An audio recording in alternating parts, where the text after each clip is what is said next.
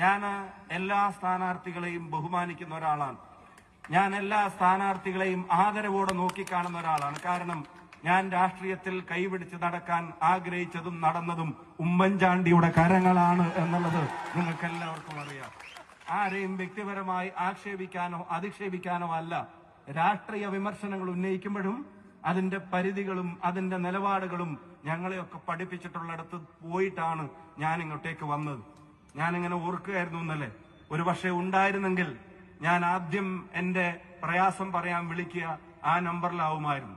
ആ നമ്പറിൽ വിളിക്കുമ്പോൾ ഈ തീരുമാനം നേരത്തെ അറിഞ്ഞിട്ടുണ്ടെങ്കിൽ എന്നോട് പറയുമായിരുന്നു, അതൊന്നും സാരമില്ല, ഒക്കെ ശരിയാക്കും, ഒന്നും കുഴപ്പമില്ല, ധൈര്യമായിട്ടിരിക്കും, താൻ അവിടെ പോണം എന്ന് പറയുമായിരുന്നു. ഇവിടെ വരുന്നതിന് മുമ്പ് ഇവിടെയുള്ള സകല ആളുകളെയും വിളിച്ചിട്ടുണ്ടാവുമായിരുന്നു. ഇവിടെ ഞാൻ എത്തുന്നതിന് മുമ്പ് തെരഞ്ഞെടുപ്പിന്റെ കൺവെൻഷന് വരുമോ എന്ന് ചോദിച്ചാൽ യെസ് ഞാൻ വന്നിരിക്കും എന്നോട് പറയുമായിരുന്നു. ഈ വേദിയിൽ ഉണ്ടാകുമായിരുന്നു. ഇവിടെ വന്ന് എന്നെ ജയിപ്പിക്കണമെന്ന് നിങ്ങളോട് പറയുമായിരുന്നു.